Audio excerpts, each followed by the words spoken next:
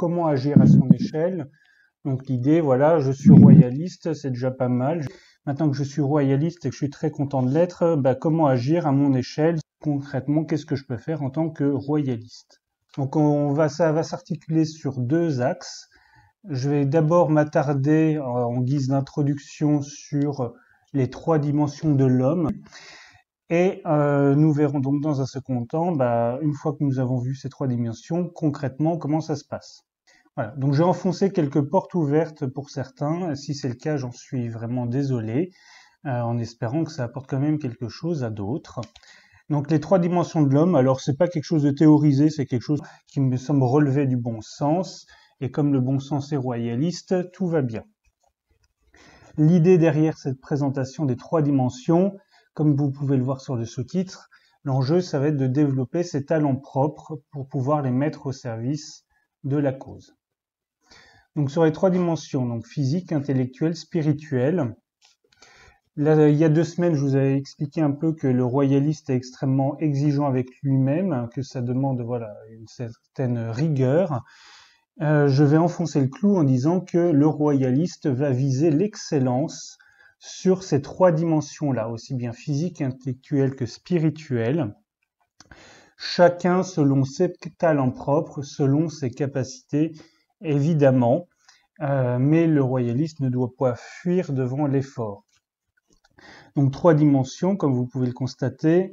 Physique, l'enjeu derrière, c'est que le royaliste ne doit pas être seulement un rat de bibliothèque, mais doit aussi développer une certaine santé physique. Déjà, ça peut aider pour militer, et aussi un certain courage physique.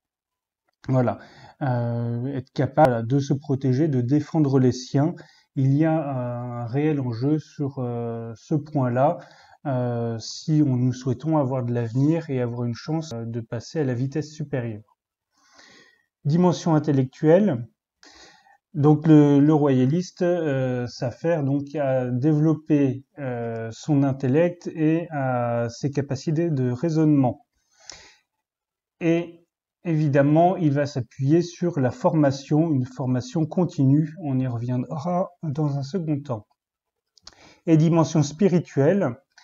Donc le royaliste est doté d'un certain courage moral, même si le royaliste n'est pas forcément catholique, même si je le souhaite pour lui, parce que c'est quand même mieux pour la vie éternelle, mais même si le royaliste n'est pas catholique, il s'attache en tout cas à respecter l'essence catholique du pays, et accepte évidemment que ce sont les principes de la loi naturelle, et donc de la loi divine, qui régissent le fonctionnement des institutions.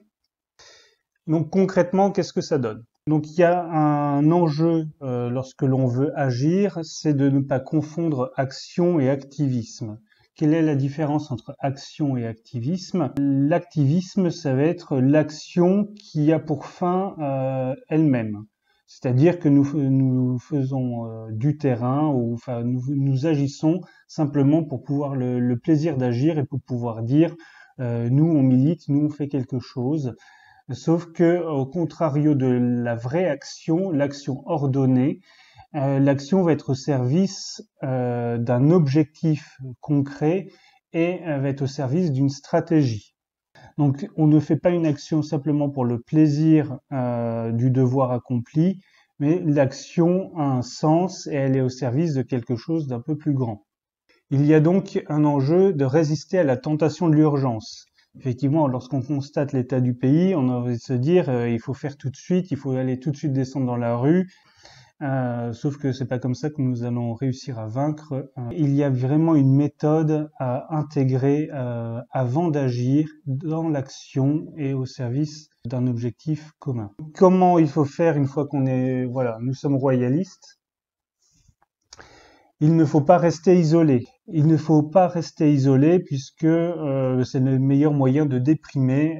Être en groupe, échanger avec des pairs, c'est aussi maintenir sa motivation. Comme je l'ai dit, l'action doit être ordonnée. Donc pour pouvoir agir correctement, il faut se former. Alors je suis désolé, effectivement, c'est pas drôle du tout. Mais pourquoi il faut se former? Parce que il faut savoir de quoi on parle lorsque l'on cherche à convaincre les autres. Et il faut également se former pour pouvoir agir ensemble de manière coordonnée. Ça sert à rien de faire des feux d'artifice et partir chacun de son côté. C'est pas comme ça que l'on va loin. C'est vraiment en se coordonnant ensemble que l'on pourra aboutir à notre objectif commun. Une fois que vous êtes formé et que vous savez de quoi vous parlez, vous avez plusieurs moyens de contribuer concrètement à l'avancée de la cause en France.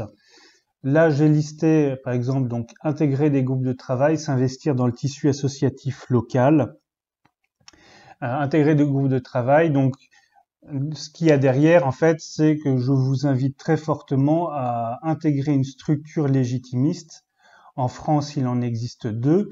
Donc, le cercle d'action légitimiste que j'ai l'honneur de présider et également le réseau des cercles affiliés à l'Union des cercles légitimistes de France, qu'on peut appeler aussi UCLF, qui a 40 ans d'ancienneté. C'est une boutique très vénérable.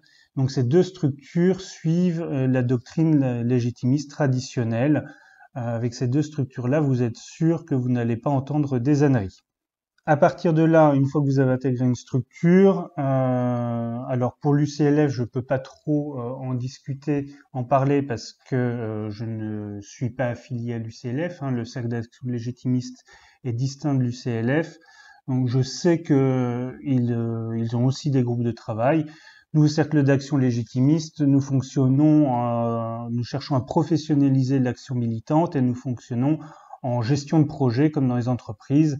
Et donc, nous avons des groupes de travail thématiques sur lesquels chacun peut intégrer en fonction de ses capacités, de ses goûts, de son envie de s'investir, du temps qu'il a à disposition. Et également quelque chose d'extrêmement concret et d'utile, donc s'investir dans le tissu associatif local. C'est aussi par l'exemple, au contact, que nous allons aussi pouvoir faire connaître l'alternative royale aux maux que subit la France. Donc c'est effectivement un moyen, on va dire, d'évangélisation, si on peut dire, extrêmement efficace. Et je termine évidemment par le 5e petit point, donner. Évidemment, l'argent, c'est le nerf de la guerre, mais toujours selon ses propres moyens.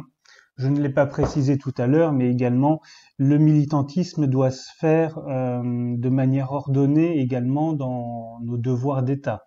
Mais chacun a un devoir d'État ou plusieurs devoirs d'État qui lui sont propres. L'étudiant, son devoir d'État, c'est de travailler et d'obtenir son diplôme. Le père de famille, c'est de s'occuper du foyer, de sa femme et de ses enfants. Donc le militantisme ne doit pas se faire au détriment de devoirs d'État, on va dire, hiérarchiquement plus importants. Mais non plus, le militant royaliste ne doit pas non plus se cacher derrière des devoirs d'État pour fuir ses responsabilités en tant que royaliste. C'est un équilibre à trouver et chacun est son propre juge sur ce point-là. Merci à tous pour votre écoute. J'espère que cette vidéo vous a plu et je vous dis à la prochaine.